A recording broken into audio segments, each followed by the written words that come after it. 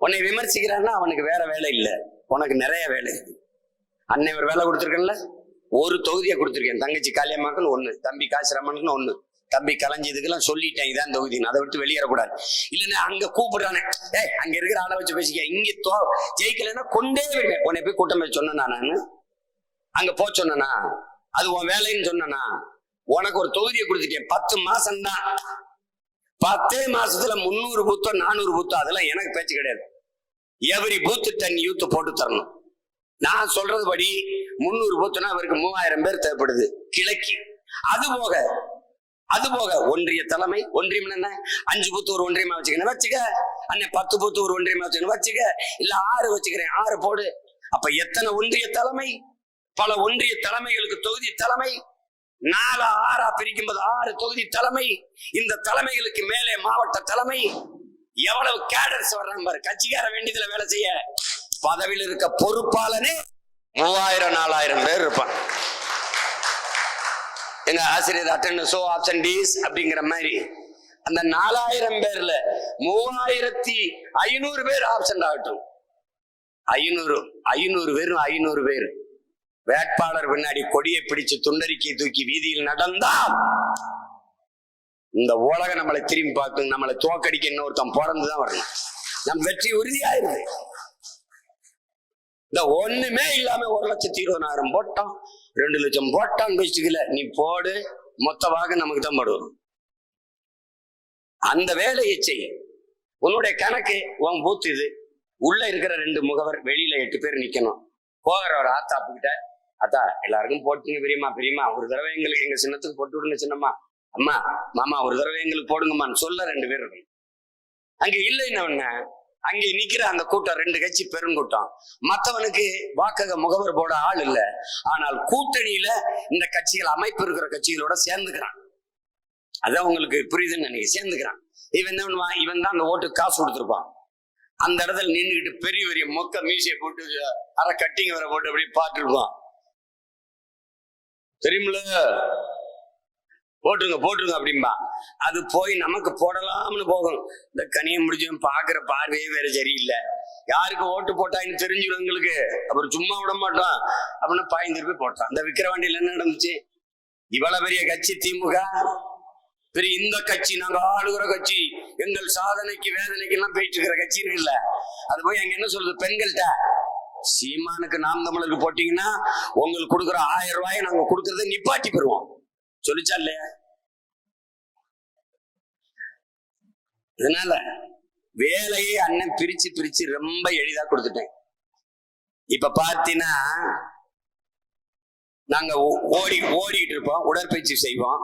திடீர்னு அந்த நீர் எல்லாம் வேர்வையெல்லாம் வெளியேறினோன்னு காலில் அல்லது கையில ஒரு டக்குன்னு ஒரு ஸ்ட்ரோக் மாதிரி இருந்த ஐயாவுக்கு தெரியும், ஒரு ஆணி வச்சு அடிச்ச மாதிரி பிடிச்சுக்கிறோம்.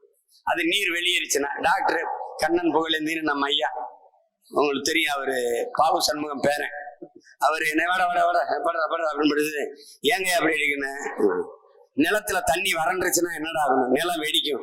அது மாதிரி உடம்புக்கு வேர்வையெல்லாம் வெளியேறிச்சு, வெடிச்சிருச்சு. இப்ப என்ன பண்ணலாம், தண்ணி நிறைய குடினா 2 நாள் ஓடாதரா போடா, இவ்வளவுதான்.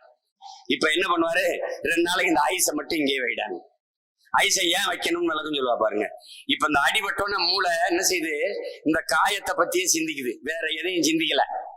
இப்ப எல்லா ரத்தத்துல இருக்க எல்லா சிவப்பணுக்களையும் இங்க ஓடி சண்டை செய்யுது இந்த புண்ணை ஆத்துறதுக்கு.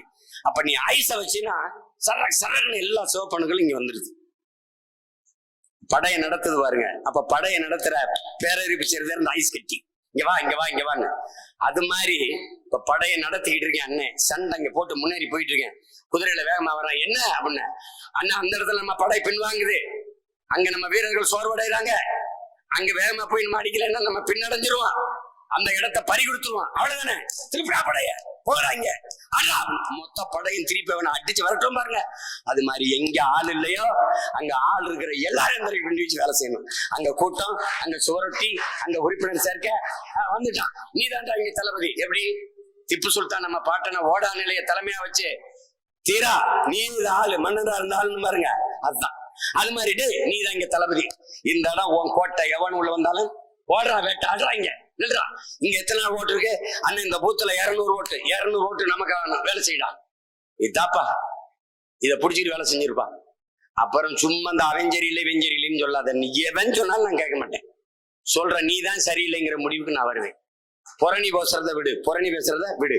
புரணி பேசி 10 பைசா கிடைக்காது. நல்லா புரணி பேசுறாரு, 40,000 சம்பளம்னா வா நம்ம எல்லாரும் வந்து பேசலாம். பொறியில கூட கிடைக்காது, வாய்க்கு போயில கூட கிடைக்காது. ஒழுங்கா வேலை செய்யப்பாரு. நீ வேலை செய்ய தேடி கவனிப்பான், ஒருத்தன் கவனிப்பான். நான் சொல்றேன் பாரு, என் தம்பி சுபாஷ் நல்லா பேசுறான், ஆற்றலாளர் வர்றேன், அவன்கிட்டே சொன்னேன். அப்ப தேடி போகும், அவன்கிட்ட பொறுப்பும் பதவியும் போகும். என்ன தம்பி, பார்வையற்றவன் எதுக்கு தம்பி அலைவான்? பார்வைக்குத்தானே. வேலை செய்யறவனுக்கு தேடி பொறுப்பு தராம இருக்க நாங்க என்ன பைத்தியக்காரங்களா? சொல்லு. மனநோய் மாசத்துக்கு சொல்றாருல, நாங்கள் இந்த விமர்சனம் செய்யறது இல்ல, இது இருக்குல்ல, நாங்க வன்முறையின் மீது தீராத காதல் கொண்ட மன நோயாளிகள் நாங்கள் அல்ல. மாசத்துக்கு சொல்றாரு, நாங்க அப்படிலாம் வன்முறை செஞ்சே தீரணும், 4 பேரை வெட்டினா தாங்க எனக்கு தூக்கம் வரும், அப்படி மனநோயாளிகள் கிடையாது. நாங்கள் தேசிய விடுதலைக்கான போராளிகள்ங்கிறது. நம்ம யாரை விமர்சிக்கணுங்கிறதும் அவரை காயப்படுத்தணுங்கிறதும் அவரை வெளியேற்றுங்கிறதெல்லாம் நம்ம நோக்கம் அல்ல. நம்ம அப்படிப்பட்ட மனநோயாளிகள் அல்ல. நாம் தேசிய விடுதலைக்கான புரட்சியாளர்கள், போராளிகள் என்பதை நினைவில் வச்சுக்கணும். அதே மாசத்தும் சொன்னதுதான். செஞ்சேனை நடத்தி போகும்போது பல்லாயிரக்கணக்கான வீரர்கள் இறந்து போனாங்க. உடன் இருந்தவன், உடன் பயிற்சி எடுத்தவன், சக தோழன். ஆனால் உயிரிட்டு போயிட்ட உடலை தோல்ல தூக்கிட்டு போவது சுமை. அதனால அங்கேயே குழிய பறிச்சு புதைச்சிட்டு வணக்கத்தை செலுத்திட்டு போயிட்டாங்க, செவ்வணக்கத்தை செலுத்திட்டு. அப்ப மாசத்தும் சொன்னதான், இறந்தவர் போக இருப்பவர் முன்னேறுகன்னு. அதே வேற மொழியில் உங்க அண்ணன் சொல்றேன், சென்றவர் போக நின்றவர் களமாடுக. அவ்வளவுதான். இலக்கு ஒன்றுதான், இனத்தின் விடுதலை. இனம் ஒன்றாவோம், இலக்கை வென்றாவோம். புரட்சி எப்போதும் வெல்லும், நமது வெற்றி நாளை எதை சொல்லும். தமிழ்தாய் வாழ்க, தலைவர் பிரபாகரன் வாழ்க, நாம் தமிழர்.